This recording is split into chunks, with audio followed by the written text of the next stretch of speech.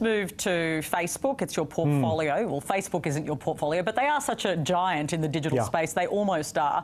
I understand you're having issues advertising on Facebook.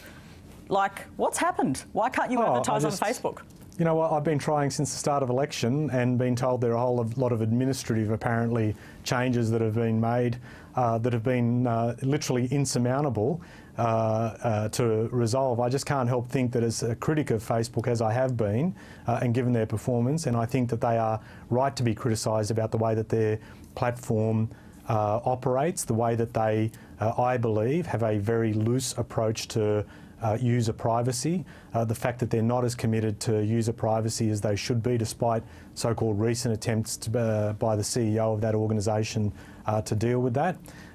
You know, when I've tried to get Islamophobic content taken off the site that related directly to me, I couldn't do it. And when I've tried to advertise on the site to promote the type of views that I believe should be in the public space, had trouble to do it. And it goes to show that the power of this platform and the fact that they do not move in responding to public criticism about the way they operate demonstrates that Facebook we do need to take serious action about the way that platform operates because it is having an impact, be it on election outcomes, as we've seen in certain instances, or the way that they impact on businesses, as we've seen the focus of the ACCC Digital Platforms Inquiry.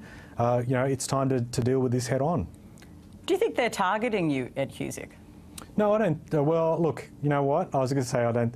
I just find it funny. I just find it funny that that's happened. Maybe there is a good reason for why that's the case, and I'll be more than happy to apologise to them profusely.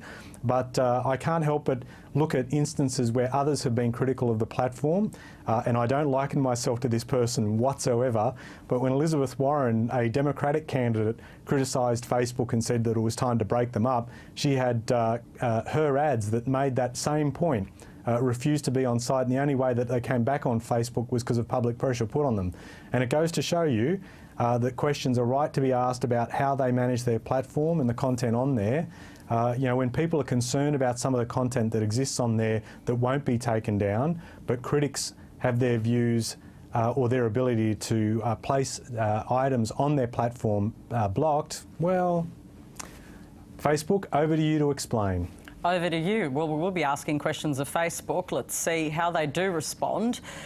You mentioned their founder, Mark Zuckerberg. He has announced that privacy is the future after previously declaring privacy to be dead. What do you make of his pivot on this?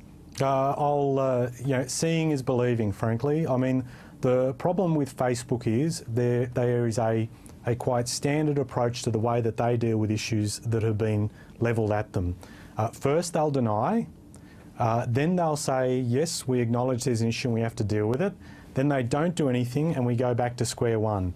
And it's just, we have seen time and again that Facebook has not been willing to, genuinely respond to concerns about the way they operate. And they have just not respected data. I think this is the big challenge for the tech space.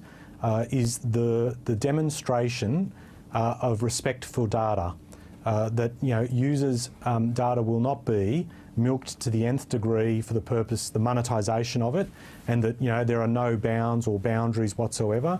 I think we've got to reevaluate the way that data is being treated, and it's why you're seeing some people call for consumers to be able to have their own data monetised and a lot more control about their data, knowing who's got their data, which third party has been given access to their data and how it's been treated, and the ability to regain the data that has been harvested off them.